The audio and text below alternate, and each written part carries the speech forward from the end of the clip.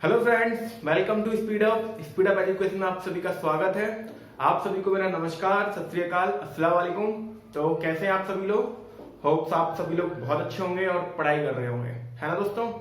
तो जैसा कि आप सभी को पता है कि हम लोग फिजिक्स की क्लास कर रहे हैं, ओके, सीबीटी 1 के लिए। एंड हम लोगों ने दूसरा चैप्टर फिनिश कर लिया हीट का, ठीक है। तो हीट में जैसे हम लोगों ने चैप्टर फिनिश कर लिया, तो आप लोगों को पता है कि मैंने बोला था, आपसे प्रॉमिस भी किया है कि चैप्टर खत्म होने के बाद आपके एमसीक्यू कराऊंगा। तो आज टाइम आ गया है कि आज हीट का आपका चैप्टर फिनिश हो गया है and we will do MCQ of heat, okay. And heat के बाद हम लोग पढ़ेंगे थर्मोडायनेमिक्स, ओके दोस्तों। एंड प्लीज आप लोग परेशान मत होइए, कोर्स खत्म हो जाएगा। मैं नहीं चाहता हूं कि मैं एक दिन में ही टॉपिक खत्म कर दूं या एक दो क्लास में ही निपटा दूं। अब लाइट है और इलेक्ट्रिसिटी है, तो लाइट हो गया, इलेक्ट्रिसिटी हो गया, एंड जो भी आपके टॉपिक बचे हुए हैं जैसे मेन टॉपिक, तो आराम से करेंगे हम लोग। अभी हम लोग के पास काफी टाइम है, आप लोग प्लीज परेशान मत होइए। एंड केमिस्ट्री एंड बायोलॉजी की क्लास भी आप लोगों की चलेगी बिल्कुल, ठीक है। आप लोग बिल्कुल भी परेशान मत होइए, ओके। चलिए बात करते हैं अब हम लोग आज के सेशन की। तो प्लीज जो लोग अभी जुड़े हैं, तो प्लीज एक वीडियो को लाइक बनता है। हम लोग क्लासेस स्टार्ट करने वाले हैं। आज आपकी पूरी क्लास एमसीक्यू पे बेस्ड है, सिर्फ और सिर्फ हम एमसीक्यू करेंगे। तो जैसे आपको पता है कि डेली एमसीक्यू चैलेंज होता है, तो डेली एमसीक्यू चैलेंज तो होगा ही होगा, और उसके साथ ही हम लोग एमसीक्यू भी करेंगे, ठीक है। चलिए, तो जैसा कि लास्ट क्लास में हम लोगों ने दिया था, what is the unit of Planck's constant, okay. काफी सारे लोगों ने जवाब दिया एंड मैं नाम नहीं लिख पाया, सॉरी उन सबके लिए। बट हाँ, काफी अच्छा लगा कि आप लोग अप्रिशिएट कर रहे हैं एंड काफी लोग बोल रहे थे सर मैं भी आपका रेगुलर व्यू रहा हूं। तो आप लोगों को थैंक यू कि आप लोग रेगुलर व्यू करते, इतना सारा प्यार देते, इतना सारा सपोर्ट करते हम लोगों को, थैंक यू सो मच। बस थोड़ा सा क्लास डिले हो जा रही है, आपको पता है कि तबियत थोड़ी ठीक नहीं चल रही है एंड सॉरी, तो थोड़ा सा गला भी खराब है, जिसकी वजह से क्लास थोड़ी सी पोस्टपोन हो जा रही है। बाकी और कोई प्रॉब्लम नहीं है, ठीक है दोस्तों। चलिए शुरू करते हैं क्लास को। तो लास्ट था आपका what is the unit of Planck's constant, तो जिसका सही आंसर था जूल सेकंड। क्या दोस्तों, जिसका सही आंसर था जूल सेकंड, ए ऑप्शन था joule second is the correct answer, ठीक है दोस्तों। चलिए शुरू करते हैं आज की क्लास। तो पहला क्वेश्चन है आपका water used in the hot water wax, water used in the hot water wax because पानी को हम लोग गर्म जो पानी वाले थैले होते हैं ना उसमें रखते हैं। क्यों? पानी को हम लोग जो आपको थैले होते हैं सिकाई वगैरह करके उसमें रखते हैं। क्यों? It is easily available, it is cheap, its specific heat is more, it can be heated easily. तो प्लीज आप लोग कमेंट बॉक्स में बताइए जल्दी से क्या राइट आंसर होगा इसका। देखिए, जैसा कि आपको पता है, क्या?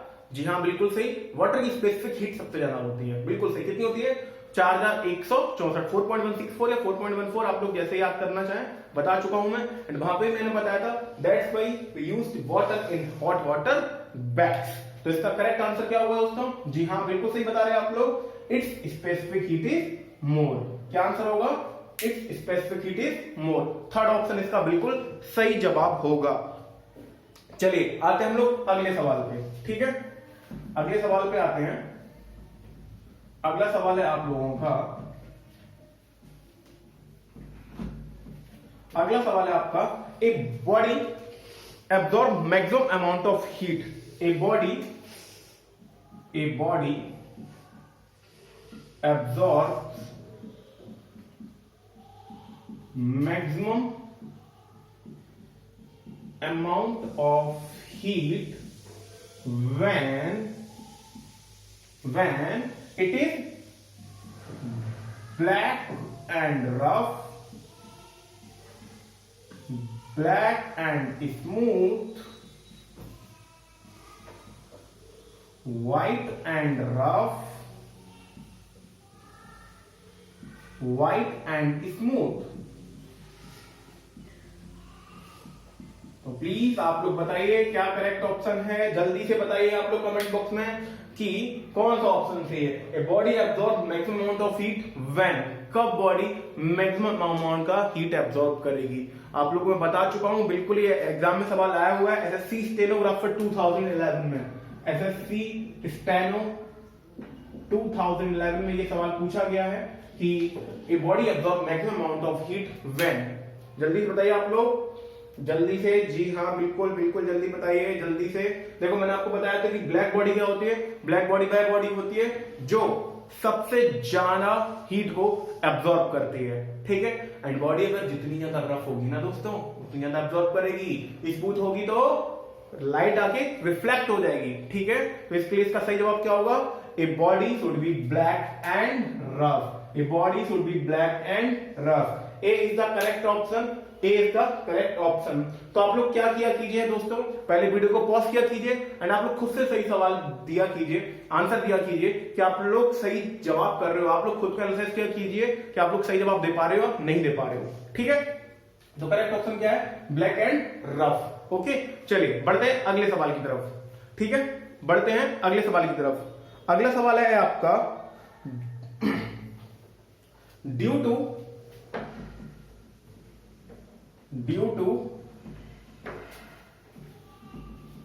अगला सवाल है आपका, ठीक है दोस्तों। तो अगला सवाल है आप लोगों के सामने, in winter season water coming out of hand pump is hot. In winter season, water coming out of hand pump is hot because in winter our body temperature remains low, so water makes us feel hot. Inside the earth, temperature is more than the atmospheric temperature. Due to pumping function, heat is produced. Water gains heat from the surrounding.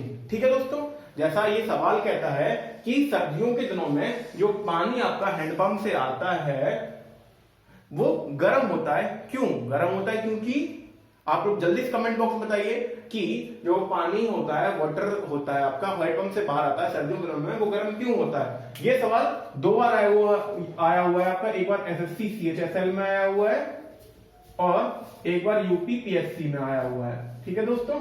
तो please आप लोग जल्दी से comment box में बताइए इसका सही answer क्या होगा। क्या बोला है कि in winter our body remains low, सर्दियों में हमारे शरीर का तापमान कम रहता है इसलिए हमें गर्म लगता है। पृथ्वी के अंदर का तापमान बाहरी तापमान से या वायुमंडलीय तापमान से ज्यादा होता है। Due to pumping function heat is produce, यानी कि पंपिंग फंक्शन के कारण ऊष्मा प्रोड्यूस होती है। Water gains heat from the surrounding, जो पानी आपकी हीट या ऊष्मा सराउंडिंग से ले लेती है। तो इसका करेक्ट ऑप्शन है दोस्तों, इसका करेक्ट ऑप्शन है बी। क्या है दोस्तों, इसका करेक्ट ऑप्शन है आपका बी।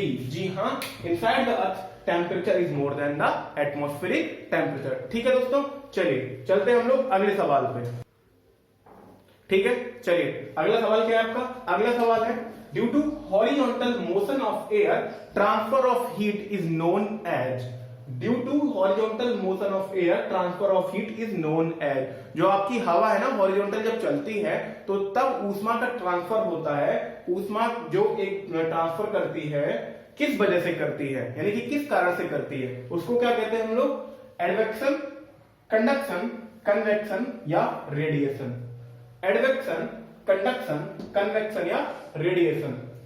बताइए जल्दी से आप लोग जवाब दीजिए। Due to horizontal motion of air transfer of heat is known as advection, conduction, convection और radiation.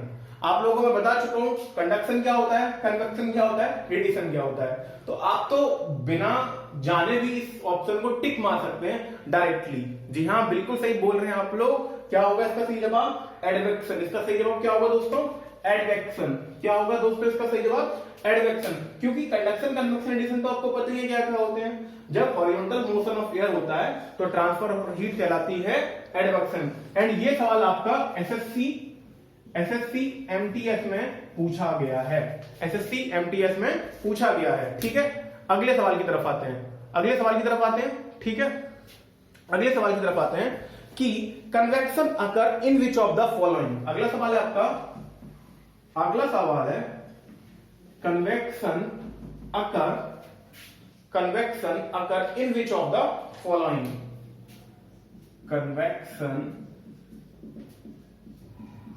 occur in which of the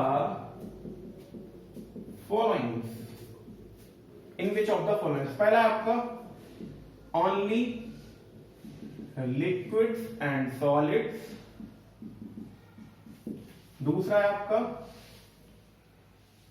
only liquids and gases. अगला आपका only solids and gases. And अब अगला है आपका solid, liquid and gases.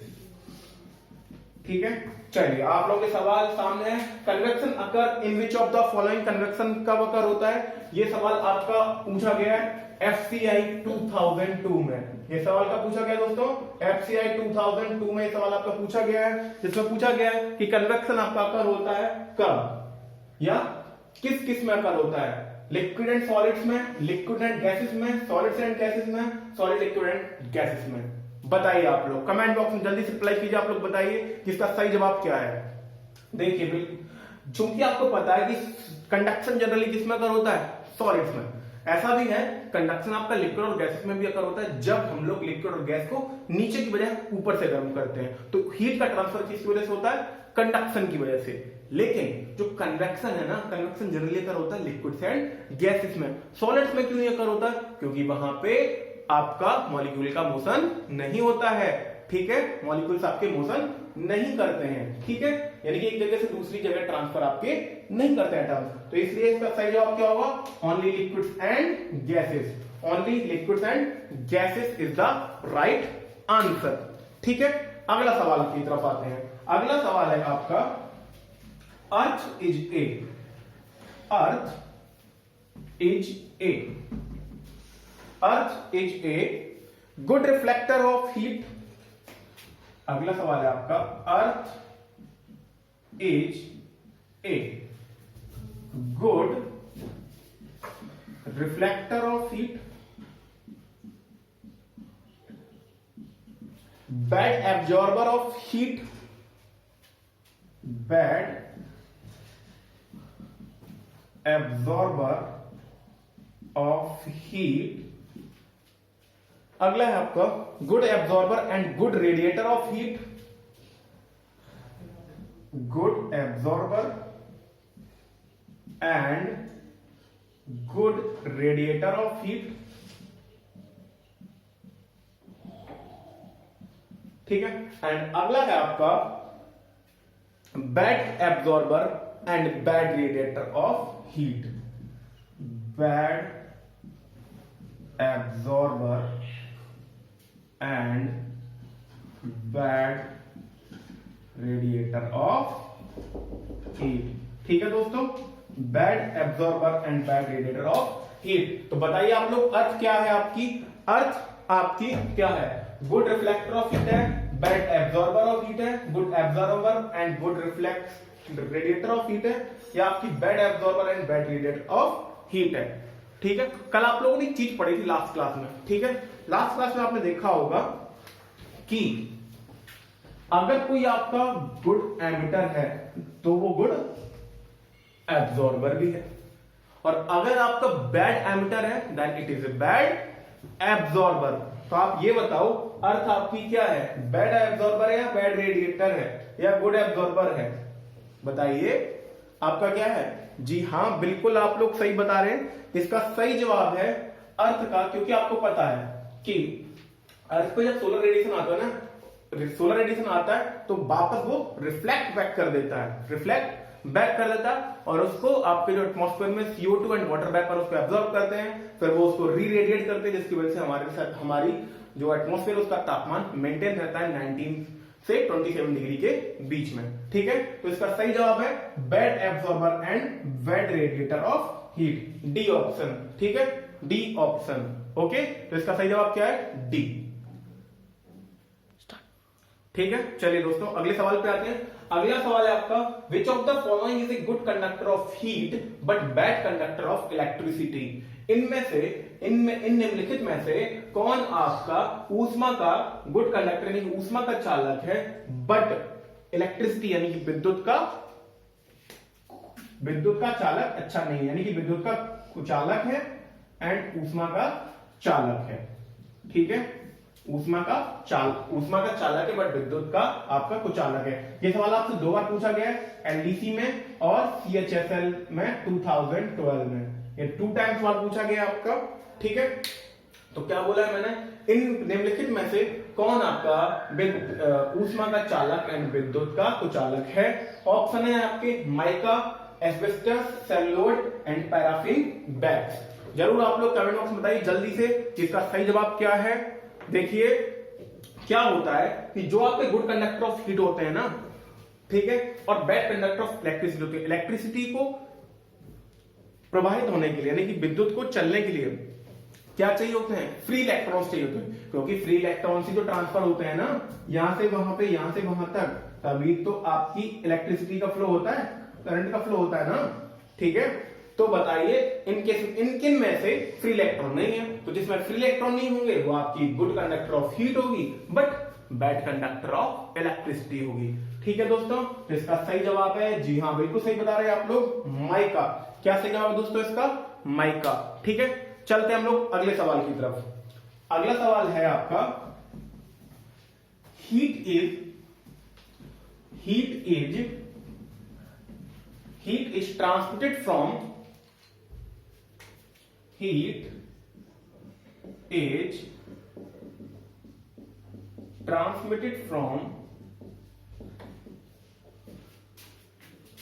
higher temperature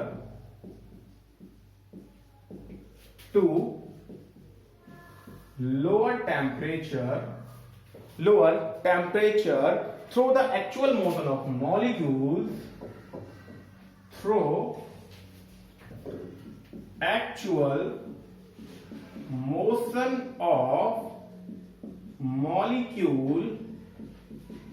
is option आपके पास conduction, convection, radiation and चौथा है आपका ऑल ऑफ द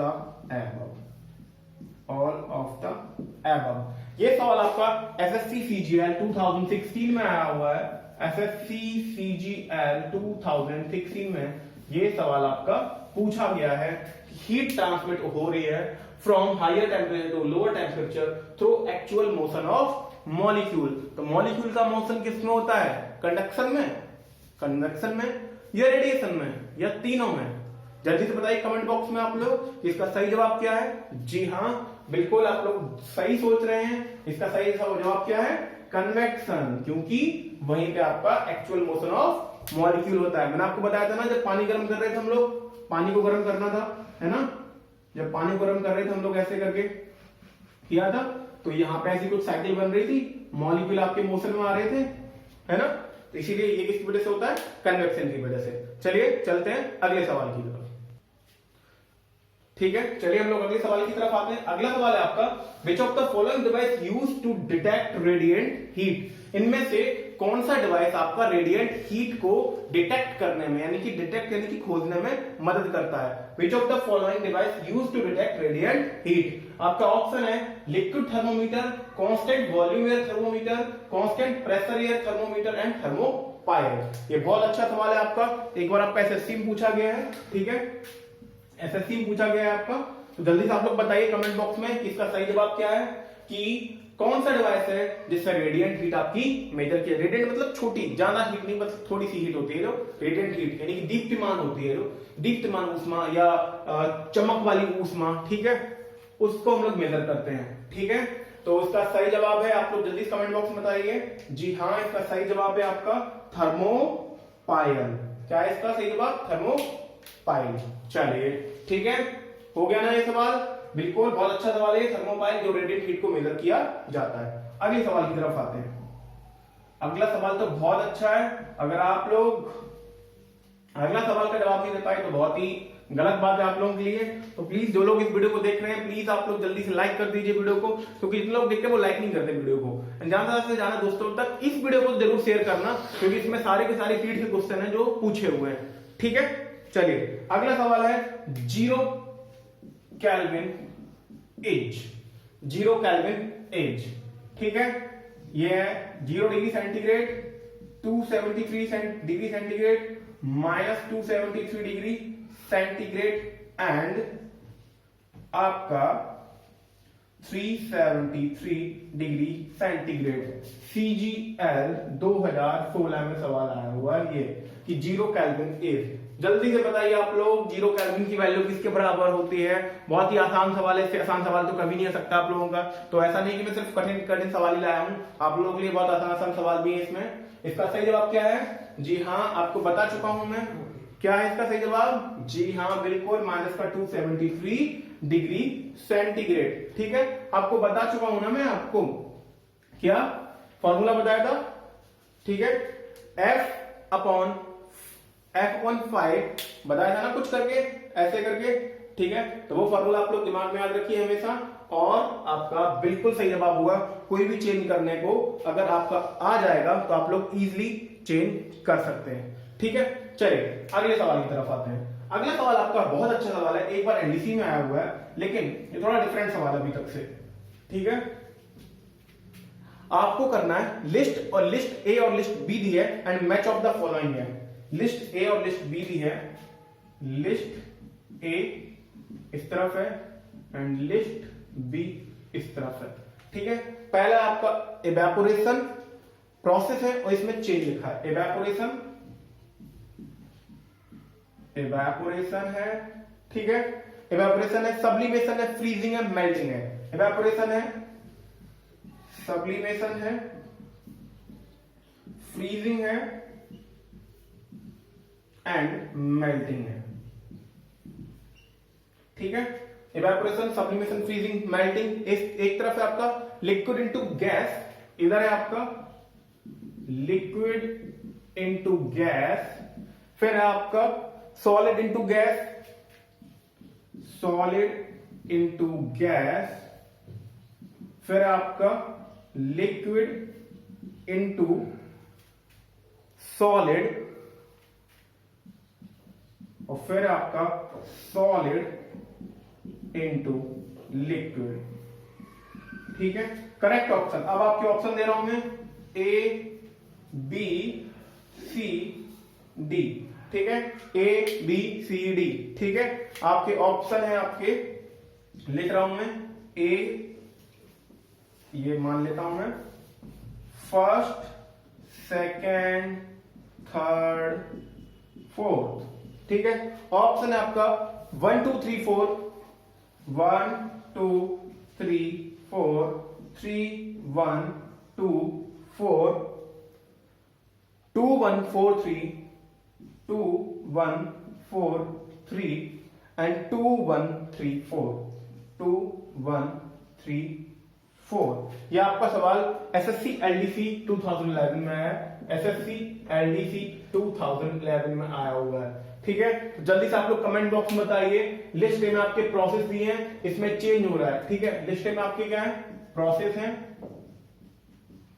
और लिस्ट बी में क्या हो रहा है? आपका चेंज हो रहा है। ठीक है, तो जल्दी से आप लोग बताइए क्या क्या सही जवाब होंगे। देखिए, अगर आपको एक भी पता है ना तो बड़े आसानी से आप लोग बता सकते हो। देखिए, जैसे इवेपोरेशन क्या होता है? इवेपोरेशन आपका क्या होता है? Liquid into gas, liquid into gas. ठीक है, बिल्कुल सही बात है आपका, लिक्विड इनटू गैस होता है। अगर हम सेकंड की बात करें ना, देखिए ऑप्शन में जाए तो सेकंड में, सेकंड का 1 है या सेकंड का 2 है। अगर मैंने एक सिलेक्ट कर लिया ना तो इजीली आप लोग बता सकते हो कि कौन सा ऑप्शन है, या तो सेकंड का 2 होगा या सेकंड का 1 होगा।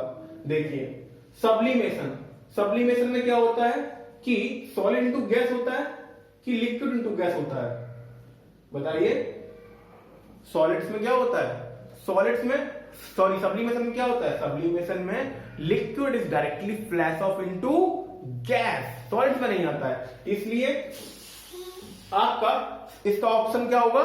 सेकंड का ए, यानी कि इसका करेक्ट जवाब है आपका ए। 1 2 3 4, 1 2 3 4, क्योंकि आपने एक ही ऑप्शन से जान लिया। सब्लिमेशन का सही जवाब क्या है? सेकंड का क्या होगा? आपका क्या होगा? 1। इसलिए इसका सही जवाब है 1 2 3 4। जी हाँ, 1 2 3 4। ओके, ठीक है, इसका सही जवाब हो गया 1 2 3 4। चलिए हम लोग अगले सवाल की तरफ आते हैं। अगला सवाल है आपका heat gain equal to heat lost, यानी कि जो ऊष्मा प्रदान की जा रही है और ऊष्मा ग्रहण की जा रही है, ये किस प्रिंसिपल का आपका स्टेटमेंट है? Heat loss equal to heat gain is principle of, किसका है? Principle of thermal equilibrium, principle of colours, principle of calorimetry and principle of vaporisation. किसका है दोस्तों? जरूर बताइए आप लोग कमेंट बॉक्स में। ये आपका सीडीएस 2018 में सवाल पूछा गया है। सीडीएस 2018 में सवाल पूछा गया है कि heat loss equal to heat gain, ये किसका प्रिंसिपल है? ठीक है, जल्दी बताइए आप लोग कमेंट बॉक्स में। जी नहीं, थर्मल इक्विलिब्रियम नहीं है, इसका सही जवाब है principle of calorimetry. Principle of calorimetry, principle of calorimetry कहता है कि heat loss equal to heat gain by a substance और बाय ए सिस्टम। ठीक है, किसी भी सिस्टम में heat loss equal to heat gain होता है तो उसे बोलते हैं हम लोग प्रिंसिपल ऑफ कैलोरीमेट्री। चलिए अगले सवाल की तरफ बढ़ते हैं हम लोग। अगला सवाल है आपका कि कुकिंग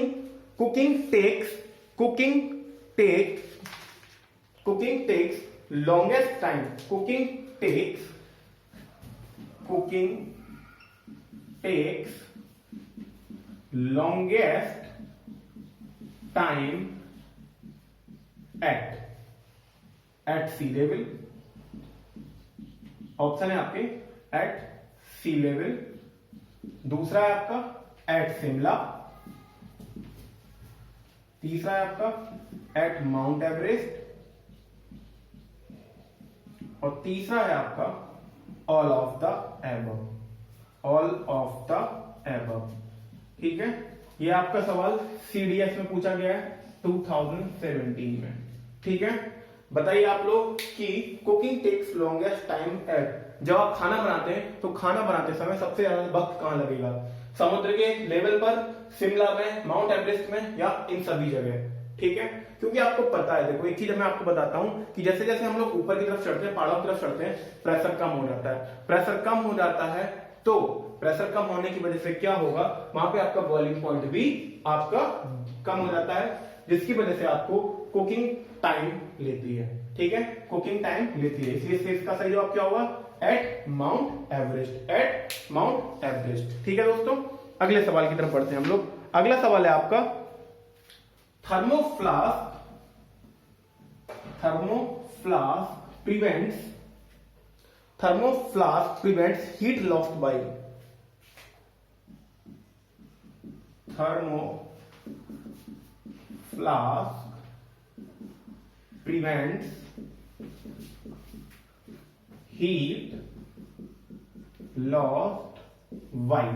ठीक है, पहला ऑप्शन है आपका रेडिएशन, दूसरा है आपका कन्वेक्शन, तीसरा है आपका कंडक्शन एंड चौथा है आपका all of the above. All of the above. ठीक है, आपको बताना है कि थर्मोफ्लास्क जो होता है, जैसे आप लोग चाय वाय गर्म करते हैं ना, जिसमें चाय वाय रखी जाती है, तो उससे जो आपकी हीट बचती है ना, हीट जो प्रिवेंट करता है, हीट लॉस होने से बचाता है, तो उसमें किससे बचाता है? रेडिएशन से, कन्वेक्शन से, कंडक्शन से, क्या या इन सभी से? या इन सभी से। ठीक है दोस्तों, ये सवाल आपका एक बार पूछा गया है, कहां पे? एक बार आपका पूछा गया है एनडीए सेकंड 2017 में, एनडीए सेकंड 2017 में। ठीक है, जल्दी से आप लोग बताइए कि इसका सही जवाब क्या होगा। जी हाँ, बिल्कुल सही सोच रहे हैं आप लोग, क्योंकि जब आप लोग चाय रखते हैं ना, तो चाय, मैंने आपको बोला कि all body emit thermal radiation at all temperature. तो जब कोई बॉडी अगर रखी होगी तो ऑब्वियस सी बात है वो थर्मल रेडिएशन प्रोड्यूस करेगी, यानी कि अगर थर्मोफ्लास्क के अंदर है तो उससे क्या बचेगा आपका? Radiation, convection and conduction. तो इसका सही जवाब क्या होगा? All of the above. क्या होगा दोस्तों? All of the above. ठीक है, चलिए अगले सवाल की तरफ हम लोग बढ़ते हैं। चलिए दोस्तों, अगले सवाल की तरफ आते हैं। अगला सवाल है आपका change of solid into vapour, यानी कि सॉलिड से जब वेपर जाता है, is known as conduction, sublimation, vaporisation and radiation. ये 44 बीपीएससी पीटी में पूछा गया है। बहुत ही आसान सवाल है, कितनी बार पूछ चुका हूं आप लोगों से, कितनी बार बता चुका हूं। अभी पिछला सवाल भी किया था हम लोगों ने, इसी की दम पे हम लोगों ने सारे टिक मार दिए थे एक ही सवाल की। मैंने आपको बताया है when solid directly flash off into vapour is known as sublimation. जी हाँ, बिल्कुल सही बताया आपने। क्या ऑप्शन होगा इसका? सब्लिमेशन। तो सब्लिमेशन इसका करेक्ट आंसर है। ठीक है, चलिए अगले सवाल की तरफ बढ़ते हैं। Transfer of heat from a, अगला सवाल है आपका, transfer of a heat from a heater coil to the cooking vessel. Transfer of heat from a transfer of heat from a heater coil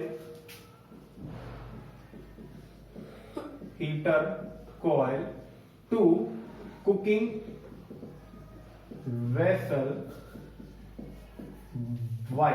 ठीक है, ऑप्शन है आपके ये, मैंने क्या बोला, आपका सवाल क्या है कि जो हीट का, जब आप लोग खाना बनाते हैं ना, तो खाना बनाते समय जब गैस पे हम लोग गर्म करते हैं तो हीट का ट्रांसफर किस किस की वजह से होता है। ऑप्शन है आपका कन्वेक्शन ओनली, दूसरा है आपका कंडक्शन ओनली, तीसरा है आपका कंडक्शन एंड कन्वेक्शन, एंड चौथा है आपका radiation and convection. Radiation and convection. बहुत अच्छा सवाल है आपका ये, आपका CDS 2006 में सवाल आया हुआ है। CDS 2006 में ये सवाल आपका आया हुआ है। CDS 2006 में ये सवाल आया हुआ है। आप लोग बताइए कि जो हीट का ट्रांसफर होता है खाना बनाते समय, जो आपका बर्तन रखा होता है वो किस कैसे होता है, कन्वेक्शन से होता है, कंडक्शन से होता है, कंडक्शन और कन्वेक्शन दोनों से होता है, रेडिएशन और कन्वेक्शन दोनों से होता है। जल्दी बताइए आप लोग। देखिए, जो बर्तन के अंदर खाना बन रहा होता है ना, बर्तन के अंदर खाना बन रहा होगा वहां तो कंडक्शन और कन्वेक्शन होगा, लेकिन जो हीट का ट्रांसफर हो रहा है गैस से वेसल को, वो उसमें कंडक्शन का कोई रोल प्ले नहीं हो रहा दोस्तों, क्योंकि वो दोनों डायरेक्ट कांटेक्ट में नहीं है, एक दूसरे फिजिकल कांटेक्ट में नहीं है। सिर्फ हीट का ट्रांसफर होगा आपका रेडिएशन और कन्वेक्शन की वजह से, रेडिएशन और कन्वेक्शन की वजह से। ये इसका सही जवाब है। ठीक है दोस्तों, चलिए अगले सवाल की तरफ आते हैं हम लोग, साफ करके इसको। अगला सवाल है आपका, जो आपका थर्मल रेडिएशन होता है ना दोस्तों, ट्रांसफर ऑफ, ये आपका है सवाल, which colour of heat radiation represent the highest temperature. Which colour of thermal radiation represent, या sorry, which colour of heat radiation represents the highest temperature. Thermal radiation represents higher temperature। ठीक है, इसके आपके option हैं blood red, dark cherry, blood red, dark cherry, salmon and white. बहुत ही अच्छा सवाल है आपका। ये सवाल भी आपका CDS 2008 में पूछा गया है। ये आपका कब पूछा गया है? CDS 2008 में ये सवाल पूछा गया है। सवाल है आपका कि कौन सा रंग आपका तापीय विकिरण के समय, जिसमें ज्यादा तापमान होता है, यानी कि तापीय विकिरण के समय किस रंग में सबसे ज्यादा तापमान होता है। ऑप्शन आपके ब्लड रेड जो खूनी आपका लाल होता है, डार्क चेरी होता है, सैल्मन व्हाइट। तो इसका सही ऑप्शन क्या है? जी हाँ, बिल्कुल आपका सही जवाब दे रहे हैं। इसका सही ऑप्शन व्हाइट है। क्या है दोस्तों? व्हाइट। ठीक है, तो काफी क्वेश्चन हो गए आप लोगों के आज, एंड जो भी क्वेश्चन बचे होंगे बाकी हम लोग जो ई बुक प्रोवाइड करेंगे उसमें मिल जाएगा आप लोगों को, एंड फिर टेस्ट सीरीज में हम लोग काफी क्वेश्चन कर लेंगे। ठीक है, तो इससे बाहर आपके ज्यादा क्वेश्चन नहीं आएंगे। एंड आपने देखा होगा हम लोगों ने जो भी पढ़ा है, जितना भी पढ़ा है, आप लोग का सारा कवर हो जाएगा। आप लोग परेशान मत होइए बिल्कुल भी। जितना हमने पढ़ा है ना, उससे बाहर आपका कहीं नहीं आ जाने वाला है। उतने में ही आपका हीट पूरा कवर हो जाएगा। कल हम लोग पढ़ेंगे थर्मोडायनेमिक्स के बारे में, थोड़ा बहुत थर्मोडायनेमिक्स छूटा हुआ है, थर्मोडायनेमिक्स का थोड़ा पोर्शन कवर करेंगे, एंड फिर उसके MCQ। ठीक है दोस्तों, ठीक है, तो मिलते हैं फिर हम लोग अपनी नेक्स्ट क्लास में। तब तक आप लोग पढ़ते रहिए, प्रैक्टिस करिए, रिवाइज करिए, बने रहिए हमारे साथ। एंड जो लोग इस वीडियो को देख रहे हैं प्लीज लाइक कीजिए एंड शेयर कीजिए। ओके दोस्तों, ख्याल रखिए अपना। Bye bye, good night, take care, thank you.